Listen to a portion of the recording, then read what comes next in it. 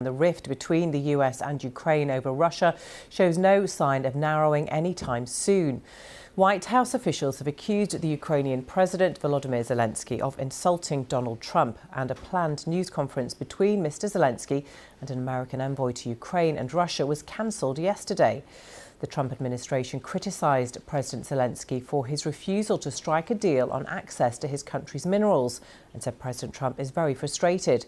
US National Security Advisor Mike Waltz has urged Kyiv to come back to the table to negotiate a deal on Ukraine's mineral wealth. Let's get the latest with our Ukraine correspondent James Waterhouse, who is in Kyiv. James, welcome to you. What's your assessment of what appears to be a deepening feud between the US and Ukraine? Well, I think you have to imagine what it must be like for President Zelenskyy at the moment in terms of the political position he finds himself in. You have an America which is criticising him for not accepting a deal, as you say, which would have given it access to half of the country's natural minerals, which Washington says should be used to pay it back for the military aid it's given to date, and to pay for future security guarantees. You have European allies scratching their heads as to how they could plug a gap left by America. There is division over whether they will send troops to Ukraine after a ceasefire is signed to enforce that agreement. And of course, overall, you have Washington warming to Russia, warming to Moscow, prioritising it in these peace negotiations that President Zelenskyy is not part of at the moment. So he has a tall order. In the past, he could rely on battlefield success, but that was a long time ago now. And I think the sort of status quo of Russia both keeping hold of Ukrainian territory and making grinding gains notably in the east of Ukraine, that's fed a fatigue that has now crept into certainly American politics. And I think what we're hearing from the White House goes beyond strategy. This is a change in values which leaves Ukraine very much isolated at this moment in time. Yeah, isolated, but it does have its European allies, at least in the form of France and the UK, and their leaders heading to Washington to hold talks with President Trump next week. How much influence do you think they are likely to have? I think that what will help their cause is a proposal as to how it will increase its defence spending, which is something Donald Trump has been argued for a long time, in his first term certainly. If European leaders can show they are spending more on defence, if they can come up with a plan as to how they would offer security in Ukraine, then that just might buy them a bit of leeway. But what European leaders want in return is America's guarantee, because there is a nervousness on the continent that if America pulls its troops out and Europe increases its defence spending and defence operations, it still can't do it without America. It wants to know America is there in case Russia doesn't stop at Ukraine and Russian aggression continues, not least because of a more friendly relationship between these two superpowers, with Europe and Ukraine caught in the middle. So these are interesting political times, and it really does feel like America isn't just adopting a transactional approach to security in Europe and Ukraine, but it's also flexing its muscles. And we really are seeing an upending of the security world order as we know it. But we must not forget that Ukraine is still fighting this war. Russia is still invading it. And its future is far from assured, not least with the political turbulence we are seeing now. OK, James in Kyiv, thank you.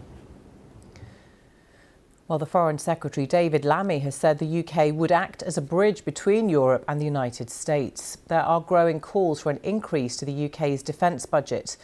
The former head of the British Armed Forces has said the UK and Europe must step up to the plate to guarantee Ukraine's sovereignty.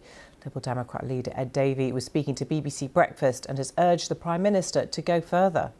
This moment is one of the most serious moments I can remember for Britain's security and defence, with our closest ally, the United States, now supporting Russia, it seems, and removing itself from the defence of Europe, including the United Kingdom. So we've got to make the defence of our country a top priority. All the parties at the last election said they had an ambition of going to 2.5% of our national income spent on our Army, Air Force and Navy. I think we should now do that rapidly with a clear timetable, certainly in the next 2 or 3 years, and then start talking cross-party about going even further. The situation is so serious. Let's speak to our political correspondent, Harry Farley, who's in Westminster. Harry, good to see you. The issue of defence spending, an increasingly urgent one. How quickly could they ramp it up if they choose to do so? Well, I think we should be clear about what we're talking about here. The UK currently spends 2.3% of its overall economy on defence, and the talks to go to 2.5%. That's what Ed Davey was talking there. I mean, that would be an increase of sort of around £5 billion. So it's a significant increase. And then that's before we get on to those who are calling for the UK to go much further, say to 3%, which would be around £20 billion. So these are large sums of money. The question that immediately is then asked is, well, how would you pay for it? And that is not yet clear. That you heard from Ed Davey there, the leader of the Liberal Democrats here in the UK. They're proposing an extra tax or an increased tax on digital services, essentially on large digital companies such as Google and so on. That tax is currently at 2%. They're suggesting raising that to 10%, so a significant extra tax. No word from the government on their thoughts on that, although I think it's fair to say that the government has talked a lot about growing the economy and a growth agenda, and it seems unlikely that they would want to impose an extra tax like that. But that leaves the question open as to how you pay for that extra defence spending. The government has said that they are committed to setting out a path to reaching that 2.5% figure. No timeline on when that will happen, or no deadline for when they would actually hit that target. And that all you mentioned, the former chief of the Defence Staff, General Sir Nick Carter, talking about the armed forces being in a process of neglect for the last 30 years, and said that they are remarkably hollowed out. So I think that focuses mine and gives you an indication of the scale of frustration among military leaders, certainly, at the state of the army. All that in the context of obviously the Prime Minister wanting to, or saying that he is ready and willing to put UK troops on the ground in Ukraine to guarantee any eventual peace deal that is reached between Ukraine and Russia. OK, Harry Farley in Westminster, thank you.